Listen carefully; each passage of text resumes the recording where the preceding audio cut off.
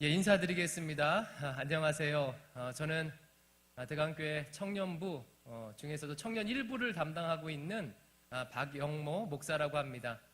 청년부는 28살 이상 청년 1부 더함 공동체라고 하고요. 그리고 27살 이하 청년 2부 다함 공동체라고 하는데, 저는 나이가 조금 많은 청년들, 위에 있는 청년들을 섬기는 박영모 목사입니다. 오늘 대광교회에 처음 오신 분들이 계실 텐데 주님의 이름으로 환영하고 또 축복합니다. 아마 여기 오셨을 때는 좀 쉽지 않은 결정이었을 것 같아요. 친구가 어디 영화를 보러 가자, 아니면 여행을 가자, 아니면 콘서트를 가자, 뭐 안 갔던 음식점을 가자, 그러면 그런 것들은 뭐 쉽게 얘기할 수 있겠지만 교회를 가자고 하면 선뜻 내키지 않을 것 같아요. 입장을 바꿔서 제 친구가 저한테 와서 영모야, 이번에 내가 다니는 절에 무슨 연불이 있는데 같이 함께 가자. 그러면 제가 쉽게 이게 되겠습니까? 예, 특별히 그런 이유는 무엇입니까? 아마 교회를 온다는 것은 내 신념과 가치관에 어떤 영향을 받게 되는 것을 의미한다고 느껴지지 않을까 싶습니다.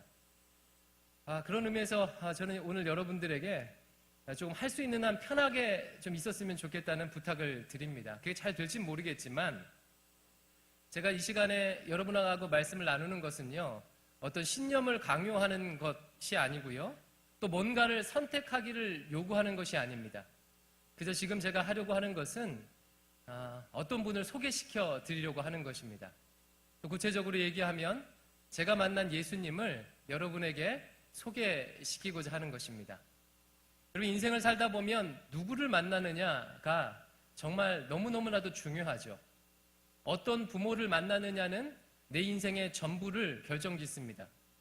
어떤 친구를 만나느냐는 아마 인생의 절반 이상을 결정지을 것 같아요. 또 어떤 선생님을 만나느냐는요, 내 인생의 큰 분기점, 변화를 가져다 줄 수가 있는 것이죠. 또 직장에서 어떤 상사를 만나느냐, 또 군대에서 어떤 선임, 동기를 만나느냐는 그곳, 그 시간에서 내 행복을 결정한다고 해도 과언이 아닐 것입니다. 그런 의미에서 제가 오늘 하려고 하는 것은요, 여러분들이 이 땅을 살아가면서 꼭 만나야 하시는 분, 그리고 그분을 만나게 되면 단지 반평생이 아니고 평생이 아니고 여러분의 인생에 영원토록 변화를 줄 수 있는 그분을 소개시켜 드리고자 하는 것입니다. 그럼 제가 예수님을 좀 소개하려고 하는데, 누구를 소개할 때 다양한 방법이 있잖아요. 예를 들면 어떤 사람을 소개할 때 그가 어떤 직업을 가졌는지를 통해 소개할 수도 있고, 그가 하는 일을 통해서 소개할 수도 있고, 그의 외모나 성격을 통해서도 그를 소개할 수도 있을 텐데, 지금 저는요, 제가 경험한 예수님, 이것을 전문 용어로 간증이라고 합니다. 제가 경험한 예수님을 여러분에게 좀 나누려고 합니다. 그래서 제가 만난 이 예수님을 여러분이 만났으면 좋겠어요. 소개팅하는 기분으로 앉아 계시기 바랍니다. 그 요한일서, 지금 제가 방금 읽은 요한일서도요, 예수님을 소개할 때 그와 같은 방법으로 소개해요. 여러분 그냥 빨리 읽으면서 지나치셨을 텐데 1절만 다시 한번 읽어볼게요. 요한일서 1장 1절인데요. 아마 화면에 띄어질 겁니다. 같이 읽어볼까요? 시작. 태초부터 있는 생명의 우리가 들은 바요, 눈으로 본 바요, 자세히 보고 우리 손으로 만진 바라. 태초부터 있는 생명의 말씀, 이분이 예수님인데, 이 사도 요한, 예수님의 12제자 중 한 명이었던 사도 요한이 이 태초부터 있었던 생명의 말씀 되신 예수님을 소개하는데, 자신이 듣고 눈으로 보고 그리고 손으로 만진 그 예수님을 소개하겠다라고 말하고 있습니다. 특별히 이것을 1절만 강조하는 게 아니라 2절, 3절에도요, 한 번씩 더 강조를 해요.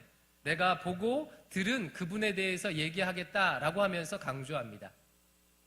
사도 요한이 이와 같이 예수님을 소개하는데, 눈으로 보고 듣고 만진 예수님을 소개하겠다고 강조하는 것은요, 특별한 당시 상황이 좀 있었어요. 사도 요한은 지금으로부터 하면 터키 지역, 터키의 에베소라는 도시에서 사역을 했었는데, 그 에베소 지역에는요, 예수님에 대한 잘못 가르침이 막 유행을 하고 있었대요. 대표적으로 영지주의자들이 그랬는데, 영어로 하면 그노시즘이라고 합니다. 이 영지주의자들이 예수님에 대한 잘못된 소개를 자꾸 퍼뜨리고 있었답니다. 이 영지주의자들은요, 그 플라톤으로부터 내려오는 오래된 그리스 철학, 즉 형이상학이라는 철학의 영향을 받았어요. 여러분 사회나 뭐 도덕이나 철학 배우면서 형이상학 많이 들어보셨죠? 기억하실 텐데 형이상학이 무엇입니까? 쉽게 얘기하면 이런 거잖아요. 진리는 눈에 보이는데 있지 않다. 진리는 눈에 보이지 않는 형이상학이 가운데 있다. 눈에 보이지 않는 곳에 있다. 그 유명한 플라톤의 동굴의 비유가 그렇죠. 플라톤의 동굴의 비유가 뭡니까? 사람들이 동굴 안에 있는데 그 밖에 빛이 있어요. 그리고 그 빛이 동굴을 비춥니다. 그러면 안에 있는 사람들은요, 그 빛을 통해서 비춰지는 동굴벽에 있는 그림자를 보고 있는 거예요. 근데 이 그림자가 실제요? 아니면 실제에 대한 반영입니까? 실제에 대한 반영이죠, 그림자는요. 그래서 우리가 이와 같이 살고 있다는 거예요. 우리는 실제에 대한 반영, 눈으로 보이는 이것은 진리가 아니야. 이런 철학이 바로 형이상학인데요. 이런 영향을 받았어요. 근데 문제는 무엇이냐면 이런 철학적 영향 때문에 눈에 보이는 것, 즉 육체, 이런 것들을 굉장히 하찮게 여겼습니다. 그래서 이 육신의 몸, 그리고 눈에 보이는 것들을 하찮게 여기고 육신을 극복해야 할 대상으로 여겼어요. 따라서 예수님에 대해서도요, 이런 생각을 가지고 있는 거예요. 예수님이 눈에 보이는, 손으로 만져지는 그런 육체로 오셨음을 받아들일 수가 없는 거예요. 어떻게 예수님이, 신이, 빛이, 참 진리가 이 썩어질 육체로 올 수 있을까? 그래서 그들은요, 예수님은 실제로 육체로 오신 것이 아니고 그렇게 눈으로 보였을 뿐이야. 잠깐 그렇게 보였을 뿐이야. 이것을 가연설이라고 하는데요. 예수님은 사실은 보이지 않는 영으로 참 지혜로만 오셔서 이렇게 얘기를 했던 거예요. 그러니까 이 사도 요한이요, 뭐라고 얘기하냐면, 그래서 편지를 쓰는 거예요. 그렇지 않다. 예수님은 육체로 오셨어.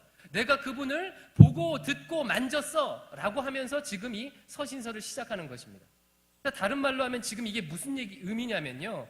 지금 2000년 전에 이 사도 요한이 쓴 이 편지를 받아보는 1차 족자들에게 이렇게 말하는 거예요. 야, 너희들 지금 유행하는 철학과 지식으로 예수님을 만나려고 하면 그 참된 예수님을 만날 수가 없어. 그러지 말고 직접 예수님을 만나야 돼. 당시 유행하는 그런 형이사학적 철학과 지식으로 예수님을 만나려고 하면 예수님에 대해서 오해할 수밖에 없어. 직접 예수님을 만나야 돼. 라고 지금 얘기하고 있는 것입니다. 저는 오늘요, 동일하게 여러분들에게 좀 도전하고 싶어요. 지금도 여전히요, 예수님 앞에 나오는데 거치는 것들이 굉장히 많이 있습니다. 특별히 요즘 유행하는 철학과 사상들이 우리 청년들이 예수님을 만나는데 좀 방해가 되는 것 같아요. 의외로 저는 20, 30대 청년들을 많이 만나는데 이런 교리적인 문제, 철학적 문제들이 청년들이 믿음과 신앙을 가지는데 거친 돌이 된다는 것을 많이 발견하게 됩니다. 그러면 특별히 요즘 유행하는 철학과 가치는 뭡니까? 여러분 생각해 보십시오. 요즘 유행하는 철학과 가치. 그래서 내가 예수님을 만나는데 방해가 되는 것이 무엇일까요? 제가 뭐 철학을 전공하거나 청년들을 다 설문조사한 것은 아니지만 나름대로 청년들을 만나면서 이렇게 세 가지로 좀 정리해 볼 수 있을 것 같아요. 특별히 20, 30대 청년들에게 예수님을 만나는데 좀 거친 돌이 되는 철학과 사상이 뭐냐면요. 세 가지로 요약하자면 하나는 합리성, 하나는 형평성, 그리고 다른 하나는 과학입니다. 이 합리성, 형평성, 과학은 우리 삶을 사는데 반드시 있어야 하고 기독교는 이것을 배척하지 않음에도 불구하고요. 이와 같은 합리성, 형평성, 과학을 통해 예수님을 만나려고 할 때는요. 잘 만나지지 않는다는 거예요. 먼저 합리성을 잠깐 설명드릴게요. 여러분 합리성의 핵심이 뭐죠? 합리성을 여러 가지로 설명할 수 있겠지만 쉽게 얘기하면요. 모순되지 않아야 된다는 거예요. A는 B가 아니다 라는 명제가 있어요. 근데 A는 B다 라고 하면 이게 말이 됩니까? A는 B가 아닌데 A는 B다 라고 하면 이건 모순되는 거잖아요. 이 창은 모든 방패를 다 뚫을 수 있어. 이 방패는 모든 창을 다 막을 수 있어. 모순되는 거잖아요. 합리적이지 않죠. 이것이 우리에게 너무나도 중요한 거죠. 근데 교회에 와봤더니요. 이 모순된 얘기들을 하는 것 같아요. 대표적으로 어떻습니까? 선택이나 예종론 같은 경우는 그렇죠. 과거에 오래전에 하나님께서 구원받을 자를 주권적으로 미리 예정하시고 선택하셨대요. 그런데 또 뭐라고 얘기해요? 예수님을 믿어야 된대요. 그런데 믿지 않으면 지옥에 간대요. 여러분, 오래전에 이미 선택받은 사람들을, 구원받은 사람을 다 선택해 놨는데 또 지금 내가 현재 그걸 믿어야 돼. 안 믿으면 지옥 간대. 이거 굉장히 모순되는 거 아니에요? 또 어떤 얘기가 있습니까? 모든 것이 하나님의 주권 가운데 있대요. 온 천지 만물이 하나님의 뜻 가운데로, 이 뜻으로 이루어진대요. 그런데 또 성경은 뭐라고 얘기해요? 인간에게 모든 책임이 있고 인간에게 완전한 100%의 자유의지가 있다고 합니다. 모순되잖아요. 모순되잖아요. 형평성은 또 어떻습니까? 형평성은요, 여러 가지로 설명할 수 있지만 핵심은 이거예요. 기회의 균등입니다. 기회가 균등해야 그에 대한 보상과 평가도 정당하다고 할 수가 있어요. 근데 교회에 오면 성경에서 또 뭐라고 말하니까 예수님을 믿어야만 구원을 받는데요. 근데 한번 상식적으로 생각해 보십시오. 그럼 예수님에 대한 복음을 들어보지도 못한 아프리카에 있는 어떤 사람들, 아니 우리 조상들은 어때요? 세종대왕이나 이순신 장군은 어떠냐는 거예요. 예수님을 믿어야 천국 간다는데 그들은 예수님에 대해서 복음을 들어볼 기회도 없었어요. 그런 기회도 없었습니다. 더 가관인 것은요, 평생 나쁜 짓 하다가 예수님을 믿은 사람은 천국 가고 착한 일 하는데 예수님을 안 믿었어. 근데 지옥 가. 이게 형평성이 있는 것입니까? 이렇죠. 여러분, 합리성이나 형평성에 관한 질문은 저는 정당하다고 생각해요. 또 반드시 묻고 고민하고 대답해야 될 것이라고 생각합니다. 하지만 한 번 더 생각해 보십시오. 합리성과 형평성이 가진 전제가 하나 있는데 그것은 무엇이냐면요, 우리가 말하는 합리성과 형평성은 이런 전제를 가지고 있어요. 인간의 인식 가능한 합리성, 형평성. 이게 무슨 말인지 여러분 아시겠어요? 인간이 인식 가능한 합리성, 형평성을 우리는 말합니다. 그리고 인간의 인식은요, 시간과 공간 안에서 오감을 통해서만 인식을 할 수 있어요. 왜? 우리는 3차원 안에 살고 있기 때문에 그렇습니다.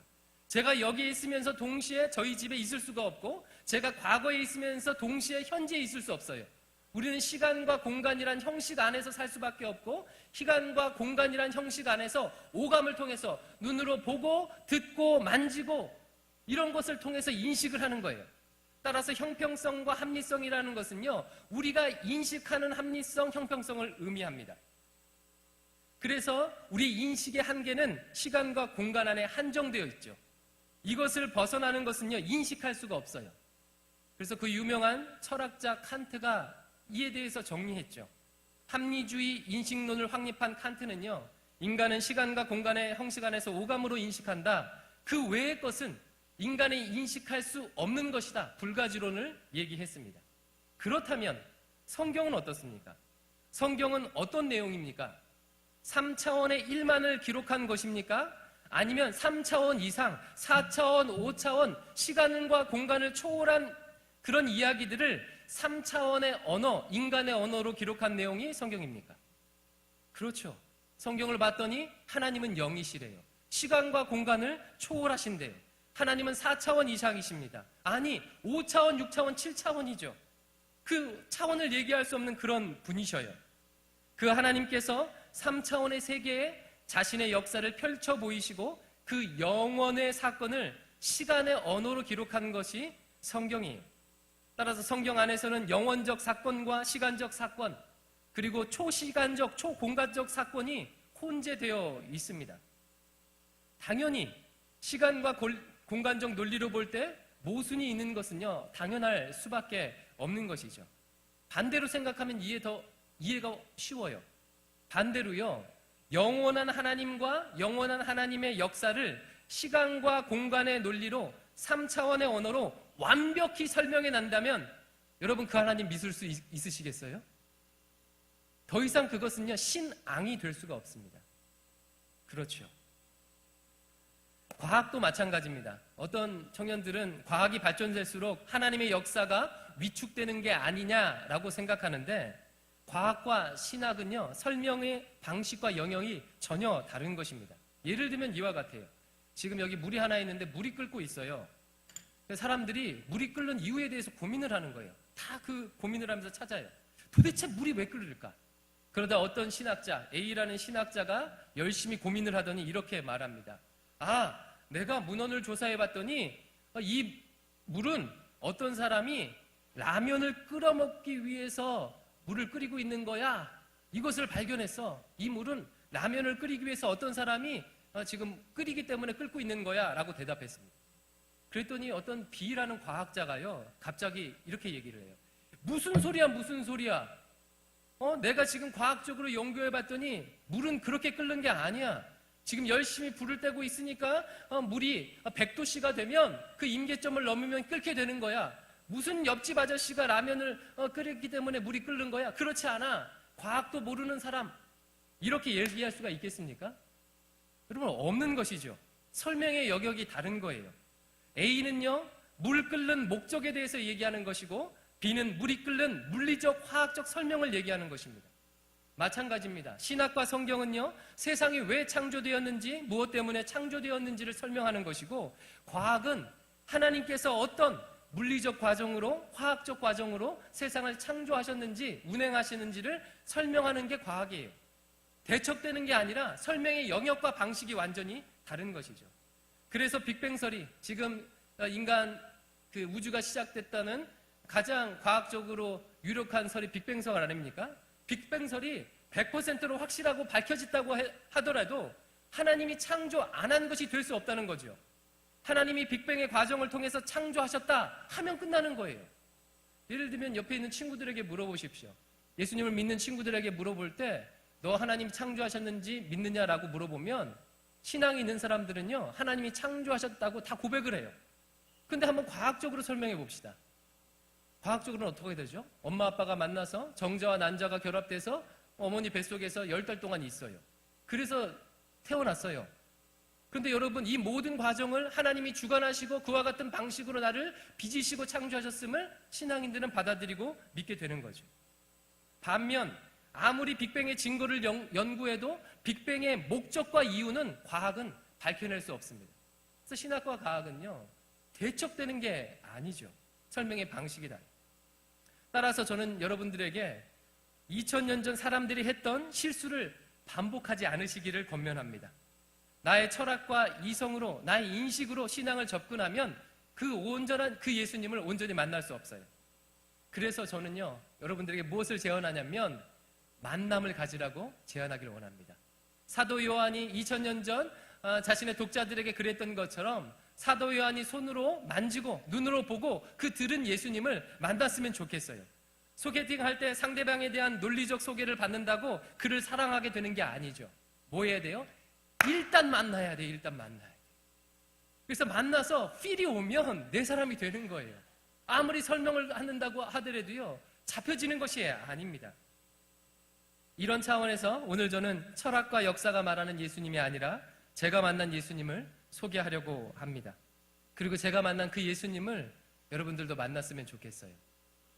저는 소위 말하는 모태신앙이에요. 어머니 뱃속부터 교회를 다니기 시작했는데 좀 사연이 있습니다. 제 어머니는요, 전라남도 장흥에서 태어나셨고요, 70년대 서울에 올라오셨어요. 전태일 시절에 전태일처럼 청계천에서 시다로 있었습니다. 미싱지를 했어요. 그러다가 저희 아버지를 만나서 결혼도 하기 전에 저를 뵈게 됐어요. 그런데 동네를 지나다니다가 한 교회 앞에 이렇게 커다란 플랜카드가 하나 있었대요. 성경 말씀이 하나 적혀 있는데 뭐였냐면 사도행전 16장 31절이 적혀 있었어요. 주 예수를 믿으라, 그리하면 너와 내 가정이 구원을 얻으리라. 저희 어머니가요, 그 교회 앞을 이제 동네니까 지나다니면서 그 말씀을 볼 때마다 너무너무 좋았대요. 주 예수님을 믿게 되면 너와 내 가정이 구원을 받는다고? 그 말씀이 너무 좋았대요. 특별히 뭐에 꽂혔냐면요, 내 가정이, 너뿐만 아니라 내 가정이 구원을 얻으리라, 가족이 구원을 얻으리라는 이 말이 너무 좋았대요. 왜 그러냐면 그 당시 아버지하고 만나서 저를 이제 가지고 가정을 꾸리긴 했는데 저희 아버지 상태가 너무 좋지 않았기 때문에 그래요. 저희 아버지는 전라북도 순창에서 태어나셨는데 첩의 아들로 태어났습니다. 첩의 아들로 태어났는데 자기를 낳아준 어머니가요, 자기만 본가에다 놔두고 다른 곳으로 도망을 가서 또 시집을 가버렸대요. 그러니까 저희 아버지는 어렸을 때부터요, 배다른 형제들 밑에서 배다른 어머니와 아버지와 이렇게 같이 함께 살았던 거예요. 그러니까 상처와 아픔이 얼마나 많겠습니까? 게다가 저희 아버지의 아버지, 그러니까 저한테 할아버지죠. 이 할아버지가 좋으신 분이었으면 좋겠는데 남봉꾼이었대요. 씨름 선수였는데 뭐 씨름해서 소 한 마리 타면 그거 가지고 조금 며칠 살다가 그게 없으면 맨날 술 마시고 나중에는 급기야 몸이 아프고 병들고 허덕이니까 첫 번째 어머니, 큰어머니가요 도저히 못 살겠다고 해서요 자기가 낳은 자식만 데리고 친정으로 도망을 갔대요. 그러니까 졸지에 저희 아버지는요 병들어 늙은 자기 아버지하고 자기 혼자 둘이 남은 거예요. 그래서 제 아버지가 어렸을 때 그때 미군들이요 트럭 타고 다니면서 과자 같은 거 막 전달해주고 그러는 걸 받아다가 자기 아버지를 먹이고 그 집에 그 동네에서 동냥하면서, 그러니까 그게 초등학교요 1, 2, 3학년 때인 거예요. 얼마나 어릴 때예요. 지금 생각하면 끔찍한데. 그럴 때 이제 동냥하면서 아버지를 먹이며 살았던 거예요. 그러다가 한 5학년쯤 됐을 때 추운 겨울이었대요. 제 아버지가 자고 딱 일어났는데 눈을 떠보니까요 자기 옆에 아버지가 죽어 계신 거예요. 그러면서 이게 지금 상상이 좀 안 갑니다. 내가 잠을 자고 초등학교 5학년짜리가 잠을 자고 일어났는데 옆에 누워있던 아버지가 싸늘한 죽음이 됐어요. 시체가 된 거예요. 이 정서와 마음이 온전할 수가 있겠습니까? 결국은 이런 우여곡절 끝에 고향을 버리고요 서울로 밤에 몰래 자기가 일했던 머리 감겨주는 일을 이발소에서 했는데 그 이발소 원장이 시계를 몰래 훔쳐서 기차표를 타서 밤에 서울로 올라왔답니다. 근데 서울로 올라와서 할 수 있는 일이 뭐가 있겠어요? 거기서 구두 닦기하고 신문팔이를 했대요. 근데 구두 닦기하고 신문팔이를 그냥 할 수 있는 게 아니에요. 지금도 그렇겠지만 예전에는요 그 영역이 있잖아요. 구두 닦기들이 구두 닦을 수 있는 영역, 그리고 자기 영역을 확장하려고 막 싸우고 그러잖아요. 그러면 자연스럽게 구두 닦기 신문팔이를 하면서 조직 생활을 시작한 거예요. 아주 생계형 조폭인 거죠. 근데 저희 아버지가 어렸을 때부터 싸움을 잘했다고 합니다. 그래서 자기 영역을 확장하려고 조폭 생활을 그때부터 하면서요 경찰서 유치장을 36번 다녀오고요 그리고 결국은 살인미수로 도망왔다가 저희 엄마를 만나서 결혼을 하게 되고, 결혼식도 안 한 거죠. 나중에 하고 저를 뵈게 된 거예요. 그러니까 저희 어머니 입장에서는요 이 가정이 온전히 꾸려질 수 있을까 너무나도 이게 의심이 되는 거죠. 삶이 불안한 거죠. 미래가 보이지 않는 거죠. 그리고 실제로 이 남편이 지금 생활력이 있느냐? 그렇지 않습니다. 그러니까 그 말씀을 보고요 너무 좋은 거예요. 주 예수를 믿으면 나만 구원받는 게 아니라 내 가족도, 내 남편도 구원받을 수 있구나. 지금 내 뱃속에 있는 이 아이도 구원받을 수 있구나 해서 저희 어머니가 이제 미싱을 했어요. 그래서 온 손님한테 물어봤대요. 혹시 교회 다니세요? 안 다녀요. 교회 다니세요? 교회 다녀요. 그러면 저 좀 교회 좀 데리고 가주세요 하고 교회를 그렇게 처음 갔다고 합니다. 그렇게 저희 가정에 예수님이 찾아오셨어요. 어머니가 앞이 보이지 않는 캄캄한 어둠 속에 있을 때 말씀으로 소망이 있을 수 있다는 그 소망으로 저희 가정에 찾아와 주셨어요. 근데 이제 저희 집이 어려웠겠지요. 정말 어려웠어요. 어렸을 때 생각하면요, 지금은 웃으면서 얘기하지만요, 어렸을 때 생각하면 너무 힘들었어요. 저희 아버지 직업이 많이 바뀌었거든요. 직업이 많이 바뀐다는 얘기는 돈이 된다는 거예요, 안 된다는 거예요? 안 된다는 거예요. 그래서 뭐 사과 장사도 하고 우유 배달도 하고 정말 너무 많아요. 너무 많습니다. 그리고 가끔씩 이제 뭐 사과 장사 같은 거 했을 때 돈이 좀 되잖아요. 그러면 그거를 좀 저축하고 좀 이렇게 해야 되는데 노름을 했어요. 노름을요. 아직도 기억나는 게 전세자금 50만 원을 노름해서 날려먹고 엄마하고 싸운 게 기억이 나요. 노름을 얼마나 했냐면요, 저희 어머니가 아버지 노름 그 버릇을 끊으려고요 노름하는데 밤에 쫓아갔대요. 남자들이 모여서 뭐 허름한 곳에 방에서 노름을 하고 있겠죠. 밖에서 나오라고. 나오라고. 아버지가 나갑니까? 안 나가죠. 그러니까 문을 열고 딱 들어가서 안 나와? 그러면 내가 여기서 옷 벗을 거야 하고 그 자리에서 옷을 벗었대요. 그러니까 저희 아버지가 깜짝 놀라는 거야. 이 XX야 뭐 하는 거야 하면서 밀치고 어머니를 나가고 어머니를 데리고 나갔죠. 아 참 제 어머니 대단해요. 그죠?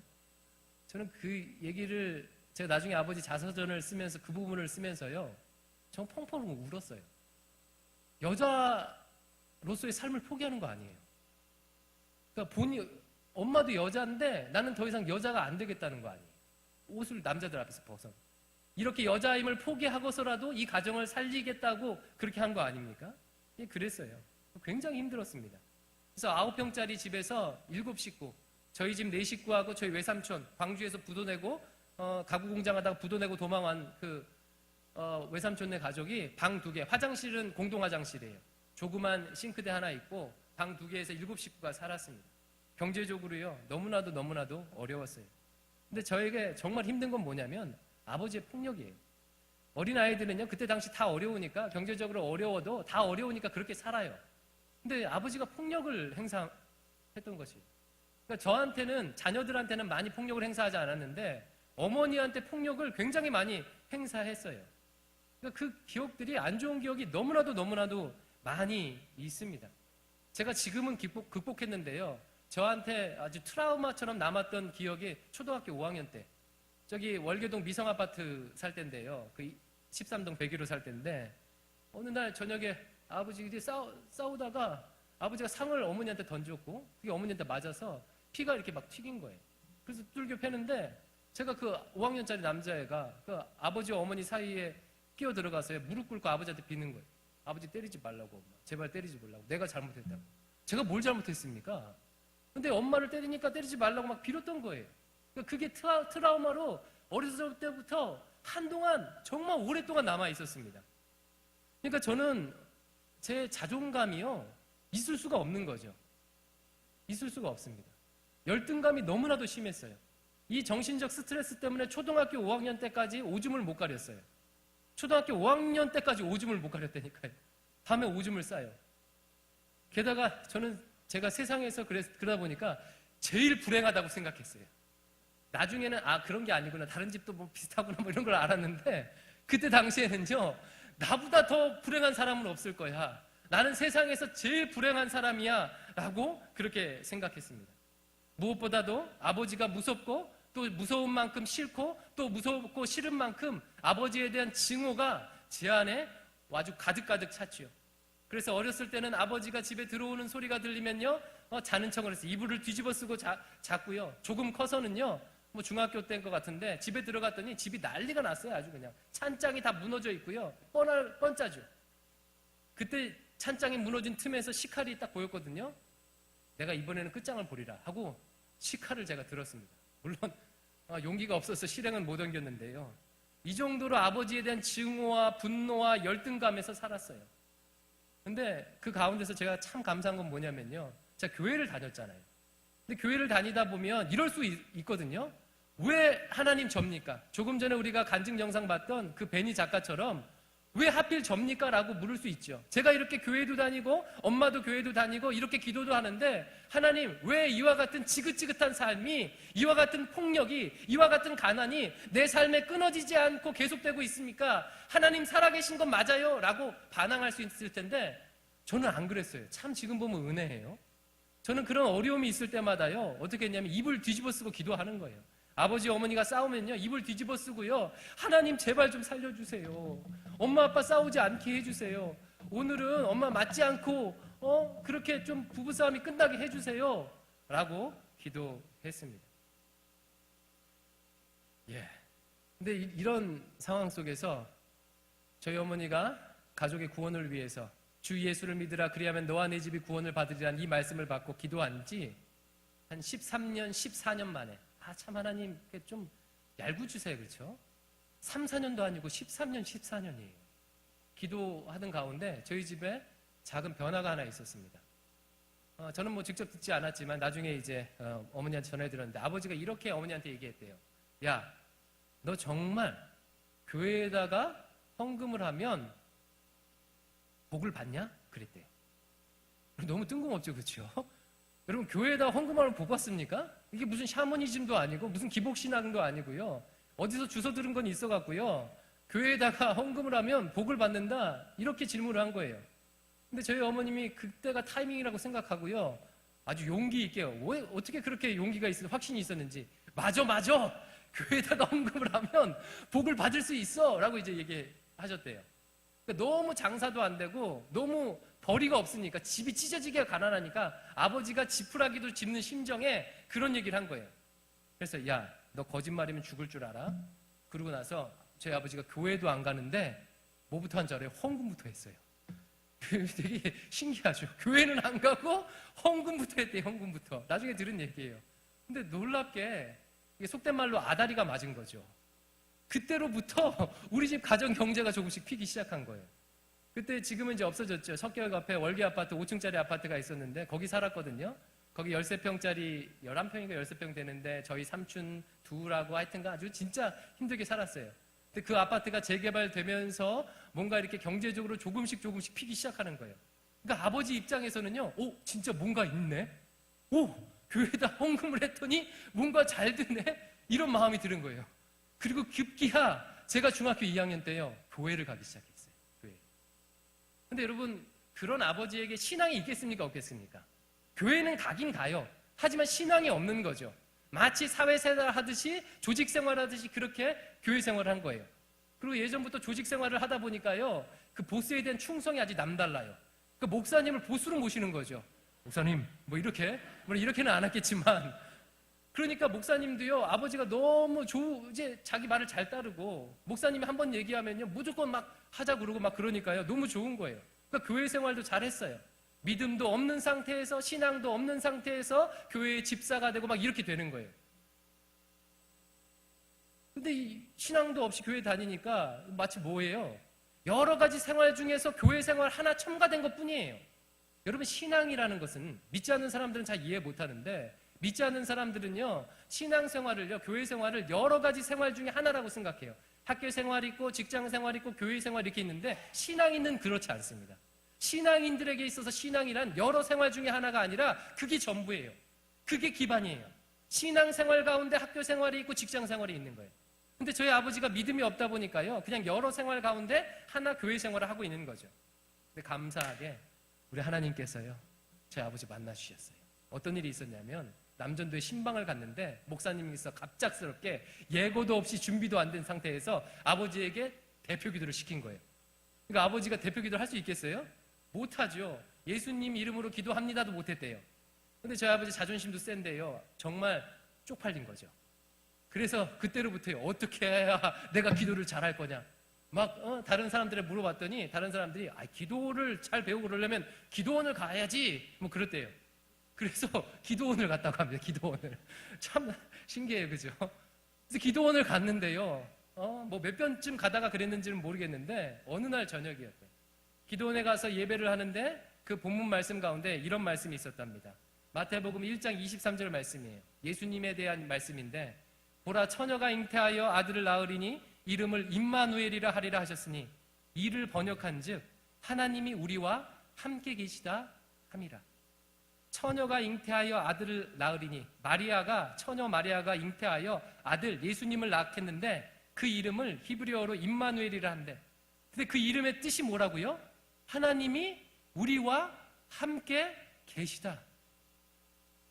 이제까지는 설교 말씀을 들어도, 성경 말씀을 읽어도 그 설교 말씀이, 그 성경 말씀이 나에게 해당되는 말씀이 아니고 그냥 좋은 말씀, 좋은 교훈으로만 드렸고, 그래서 예배당을 나가면 그 순간부터 그것이 땅에 떨어져 죽어진 문자로 살아갔는데, 그날 저녁 예수님께서 이 말씀으로 저희 아버지에게 찾아오시니까 이 말씀이 다른 어떤 사람이 아니라 바로 나에게 한 말씀으로 받아들여졌대요. 저희 아버지의 심리 상태를 한번 생각해 보십시오. 저희 아버지가 어떤 상처를 받았겠어요? 뭐 여러 가지 상처가 있겠지만 저희 아버지는요, 거절감이야, 거절감. 어려서부터요, 자기 나를 준 어머니가 자기를 버리고 다른 남자에게 시집을 갔어요. 자기를 버렸어요. 그리고 같이 함께 놀고 그랬던 형제들이요, 또 아빠가 아프다고 자기 엄마를 떠나서 자기를 버리고 떠났어요. 그리고 자기가 이렇게 구걸해서 먹였던 그 아버지가 하루아침에 싸늘한 신이 됐어요. 그 거절감, 버림받은 거에 대한 상처가, 그것이 저희 아버지 인생에 있어서 최대 화두가 아니었겠습니까? 그것이 있었는데요, 그날 밤 이 말씀을 통해서 주님께서요, 저희 아버지한테 이렇게 말씀하는 것 같았대요. 그때 네 엄마가, 너를 낳아준 엄마가 너를 버리고 떠나갔을 때도 임마누엘인 내가 너와 함께 있었다. 그때 그 형제들이 너를 떠나가는 그 순간에도 임마누엘인 내가 너와 함께 있었다. 그때 아버지가 싸늘한 시신이 되었을 그때, 아무도 돌봐주지 않는 그때, 임마누엘은 내가 너와 함께 있었다. 그날 저희 아버지가요, 아주 펑펑 울었답니다. 펑펑 울었대요. 저희 아버지는 술 먹을 때 빼고는 울지 않거든요. 술 먹으면 하여튼 너무 울어갖고 민망한데, 그날 하나님 앞에서 펑펑펑펑 울었대요.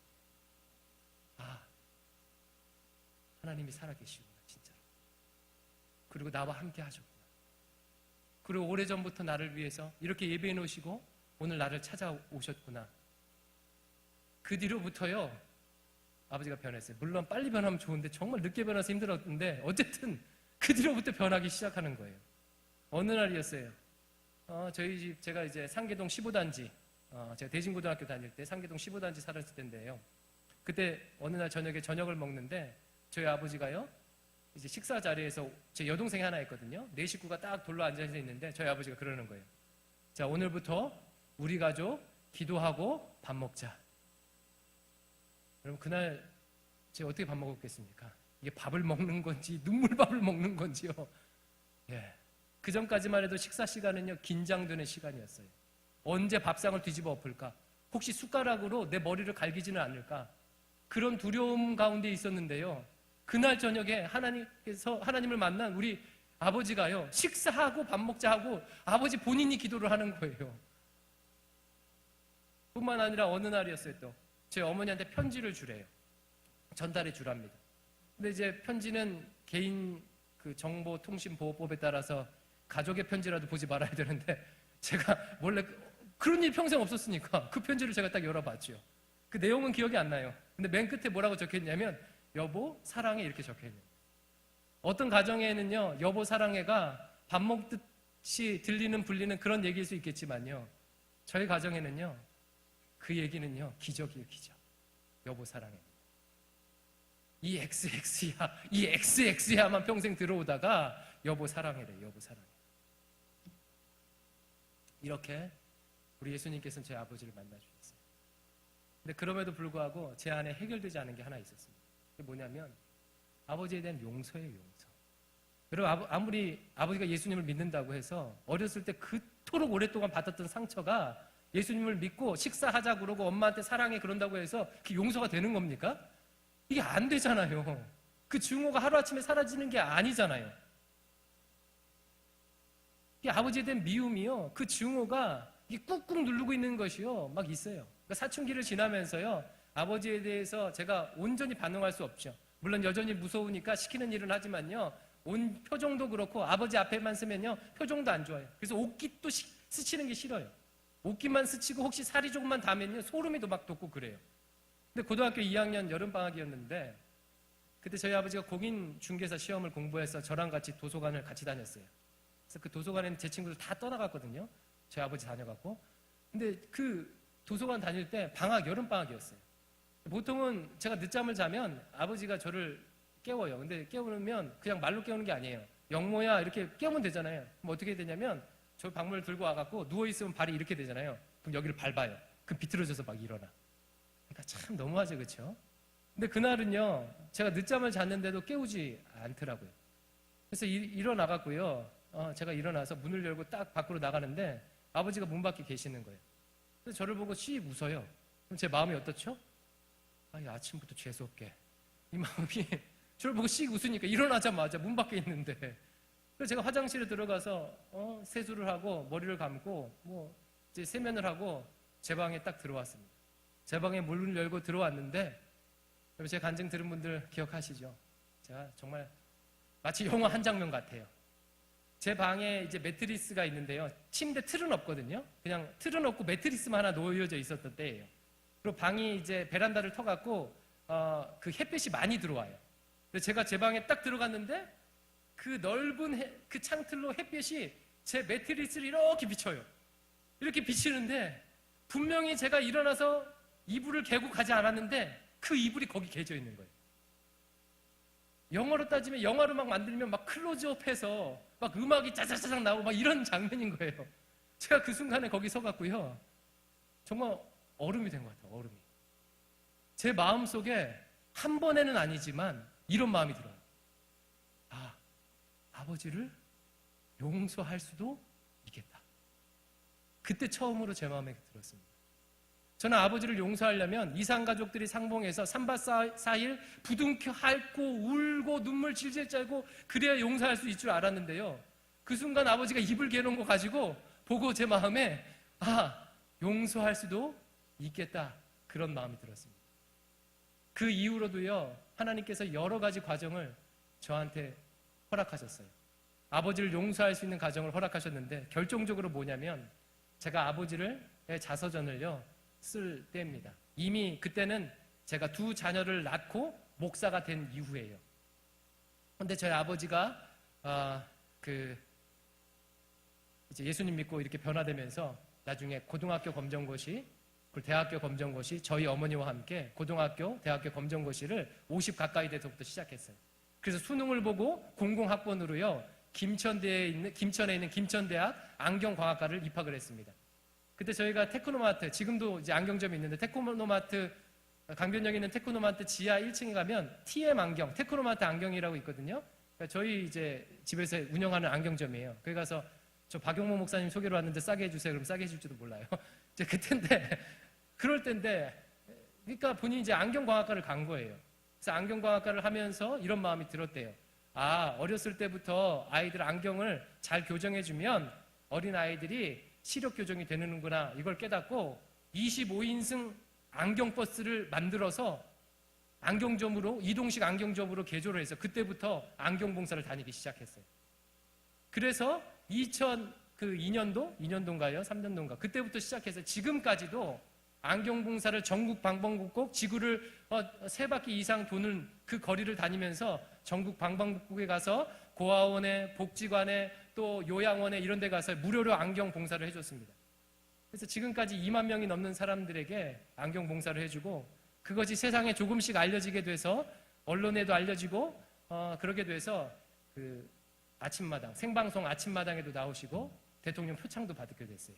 그러다 보니까 출판사에 연결이 돼서요 자서전을 쓰라고. 여러분 듣기에도 굉장히 삶이 드라마틱하잖아요. 막 조폭으로 있다가 그러다가 막 검정고시 보고 대학도 가고 늙은 나이에 CC로, 그것도 커플로 대학을 가서 거기서 대학을 같이 졸업하고 안경점을 만들어서 전국 방방곡곡에 전도를 하고 다니니까 막 그렇잖아요. 근데 저희 아버지가 근데 글솜씨가 없으니까 제가 A4 용지로 한 30-40장 됐던 것 같아요. 자기 글씨로 자기 삶을 정리해서 써줬어요. 그걸 제가 이제 책으로 만들어야죠. 이야기로. 조금 과장할 건 조금만 과장하고 사실을 반영해서 재미있게 이야기로 만들어야 되잖아요. 제가 그거를 치면서요 정말 한 3개월 동안 그 책을 만들면서 하루도 울지 않는 날이 없었던 것 같아요. 여러분, 부모님을 잘 아십니까? 같이 산다고 아는 게 아니에요. 엄마 아빠의 과거에 대해서, 어린 시절에 대해서 들어보신 적이 있으세요? 진지하게 들어보신 적이 있으세요? 저는 제가 아버지를 알고 엄마를 아는 줄 알았어요. 근데 몰랐어요. 근데 어머니 아버지를 조금 한 발짝 떨어져서 그 삶을, 그 과정을, 그 이야기를 다 치면서요 이런 삶을 살았구나, 이런 아픔을 경험했구나. 내가 만약 그때 내 아버지가 아니라 내가 그 가정에 아들로 태어났다면 나는 이와 같이 지금 아버지의 모습으로 살 수 있을까? 맨날 장로가 됐는데도 여전히 술 먹는다고 내가 욕하고 있지만 아버지처럼 내가 살 수 있을까? 그러면서 아버지를요 정말 진심으로 용서하게 됐어요. 감사하게 하나님께서는요 저에게 그렇게 찾아와 주셨습니다. 우리 어머니는 절망 가운데 있을 때 말씀을 통해서 소망으로 찾아와 주셨고요. 저희 아버지께는요 너와 함께 있다, 임마누엘 되신 하나님으로 우리 예수님은 찾아와 주셨고, 저에게는 가장 힘들고 어려울 때 오직 유일하게 비빌 언덕이 되어주셨고, 또 용서할 수 있는 용서의 하나님으로 우리 예수님은 찾아와 주셨습니다. 저는 그렇게 예수님을 만났어요.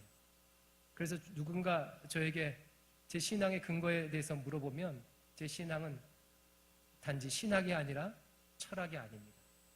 제 신학은 삶의 경험이. 저는 예수님을 제외하고는 제 인생을 얘기할 수가 없습니다. 만약 예수님이 안 살아 계셨다면요 우리 집안은 속된 말로 콩가루 집안이었을 것 같아요. 저는 그렇게 살 수 없었겠죠. 어디 나가서 삐뚤어지면서 세상을 증오하면서 사회를 증오하면서 나 혼자 살아보겠다고 다른 사람들과 경쟁하면서 다른 사람들을 짓밟은 삶을 살지도 모릅니다. 그러나 주님은 우리 가정에 찾아와 주셨고요. 우리 가정 가운데 놀라운 은혜를 베풀어 주셨어요. 그래서 이와 같은 비록 여전히 때로는 낙담하고 좌절하고 갈등하지만 그럼에도 불구하고 내 자신만을 위해서가 아니라 사랑하는 청년들을 위해서 내 가정만을 위해서 아니라 하나님 나라를 위해서 이 땅에 고생하고 힘들고 어려운 사람들을 위해서 내 삶과 인생을 드리겠다고 이런 소망의 얘기를 할 수 있는 그런 가정으로 그런 사람으로 만들어 주셨습니다. 여기 오신 청년 여러분, 이것이 남 얘기가 아니라 여러분의 스토리가 되기를 소망합니다. 어떤 삶의 무게와 어떤 어려움을 가지고 계시고 또 어떤 선입견을 가지고 계십니까? 우리 주님께서 오늘 지금 찾아오시고 만나주고 계십니다. 내가 내 마음으로 내 결정으로 여기 온 것 같지만 하지만 이것은 기적이에요. 주님의 부르심 때문에 그렇습니다. 우연처럼 보이는 이 만남이 주님의 필연이 되길 소망합니다. 제가 만났던 예수님을 여러분들도 동일하게 만나기를 주님의 이름으로 축원합니다.